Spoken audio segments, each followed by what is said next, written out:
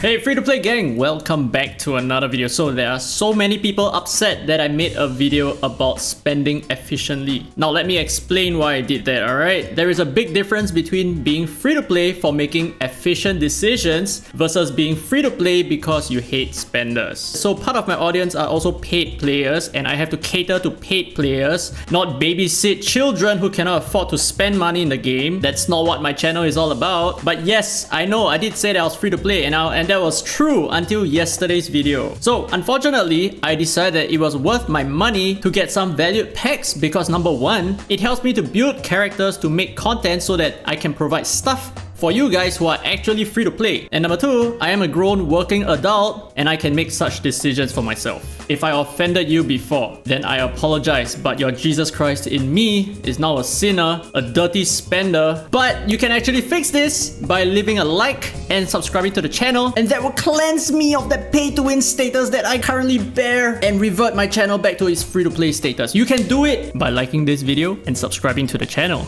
Okay, now jokes aside, let's actually take a look at Limbo Stage 5. So I'm not yet at stage 6, but it took me a little bit of time to get stage 5 done, but I kind of got the flow of it. So the difficult stage is not the first one. I mean, the first one is slightly challenging, but I think most of you guys are going to be able to do it. The more difficult one is the second fight. So let's actually deal with this. So I'm actually going to reset again just to show you what is my general course of action here and how I achieved this win. Okay, so like most of you guys out there, you would have an Insight 3 Beacon. I'm using an Insight 2 Centurion, and I'm also using Dick because the recommended types are beasts. And the fourth character is just like whatever, right? This doesn't really matter all that much, but I think Eagle is pretty good because the moment Eagle comes in, she would actually deploy this debuff over here. As you can see, Insight 1 inflicts sense weakness status on the enemy with the highest attack and when the caster enters battle. So if she's your backup and she comes in afterwards when one of your allies die, she's gonna inflict sense weakness, and that actually decreases the reality defense and critical defense of the enemy by 20%. Very cool. So that's just how I'm using her, not so much for DPS. So let's quickly go through the rest of my characters before I proceed with the guide itself. So let's start off with Beacon Bloom, and she's currently Resonance 10, and as you can see, these are all of my stats, and this is the way that I have positioned all of my resonances. And next we have Centurion, Resonance 9. So this is the way that I have her set up. It's basically just a crit build. You can see on the right here, everything is all very heavily invested into crit rate, right? 31% crit rate and 23.5% crit damage. Her tiles are actually really solid, really good. And then we have Dick over here, who I really don't give a shit about. So she's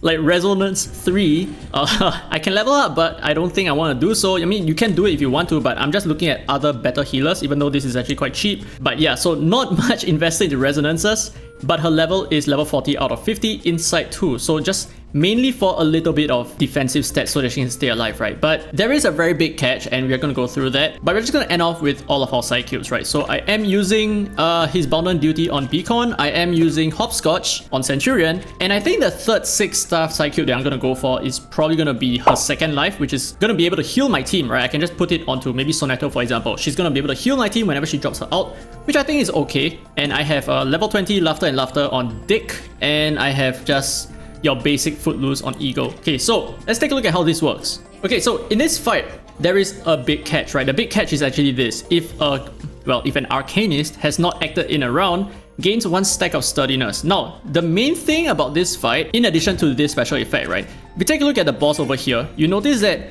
he cuts his own HP. When a round ends, if the caster's HP is above 50%, current HP minus 20%, and if the caster's HP is below 50%, he will then recover 10% of his HP, 10% of his lost HP rather, every single round. So what you understand is you don't really need to attack the boss at the start. He's always going to cut his own HP. So what you might want to focus on is to abuse this effect over here. And what that means is you can start moving your tiles around, and by doing so, you're not actually acting. And when the round starts, your entire team will receive 1 stack of sturdiness. So that is kind of like the trick over here, right? That is what you're trying to aim for. So I would highly recommend that you push Beacon's ultimate as soon as possible, her Moxie, right? As you can see, the sturdiness is being applied to my team. So that keeps me alive, whereas at the same time, the boss is actually taking 20% of his HP damage every single turn that he takes until he goes below 50% HP, which is in like round 3 or something, right?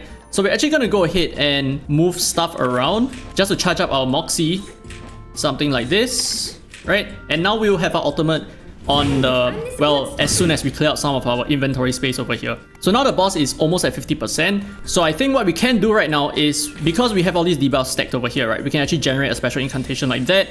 we can convert this debuff into a level 3 debuff, and by doing so, using this, on our next turn, we are going to get our ultimate up and we are going to be able to deal pretty good DPS. So the goal right now, or at least the goal from the start, was to move your tiles around, build up your Moxie, and try to combine as many cards as possible. It's going to be quite difficult because you're not using much aside from just combining cards. So you need to be very lucky with that. But that is generally what you're supposed to do, right? So I guess we can do this, and maybe we can do that. Yeah, just to move random tiles around, right? So now we have a debuff on the boss that lasts for 3 turns. We have an ultimate from Beacon. And the boss is gonna lose, the remaining, 10,000 damage, right? So in this situation right now, we can start to attack. So right now we have prepped so much and we got super lucky, by the way, right? We got these 2 tiles together. So what we can do is we can do this. We can do this. We can do this. We might be able to deal about, I don't know, maybe another 40% of the boss's HP. Oh, maybe not. Hey, don't be shy, mi amigo. You still don't recognize me? Okay, that was like 25%. RIP. Okay, but the thing is, right, so now the boss is below 50% HP, so he will start to heal himself by 10% of his lost HP every single round. So it becomes, now it's really just a race against time, and we need to make sure that we deal a lot of damage before he eventually kills us and heals himself until it's completely impossible to take him out, right? So we're gonna drop as much DPS as we can, and I think what I'm gonna do is I'm actually going to reset everything to use more of Centurion's attacks here. Okay, so we have a couple of Centurion's attacks, and we're gonna finish off with her ult. Let me choose 2 lucky. It's probably not gonna be able to deal like enough DPS, but we are hoping that we can potentially out DPS the boss's heal. No, any special kind of. And you can see that the boss is not using his ult, right?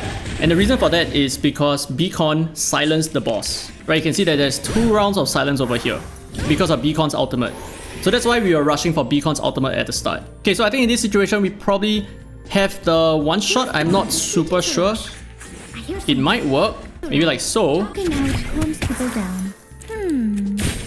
Oh no. Oh no. No. Okay, we still have a chance. Yeah, but the boss heals a lot of HP every single round, so that is a problem, right? Okay, because we have this level 3 heal, I don't think I need a heal. I'm actually gonna shuffle it. Maybe we can get Centurion skill. Okay, we got a DPS, which is completely fine. So I think what we can do now is unleash as much DPS as much as possible, right? So we're gonna do this, we're gonna do this, and we're gonna hopefully finish off with that. We might be able to do about 8k. Nice crit, good crit. There you go, that's it.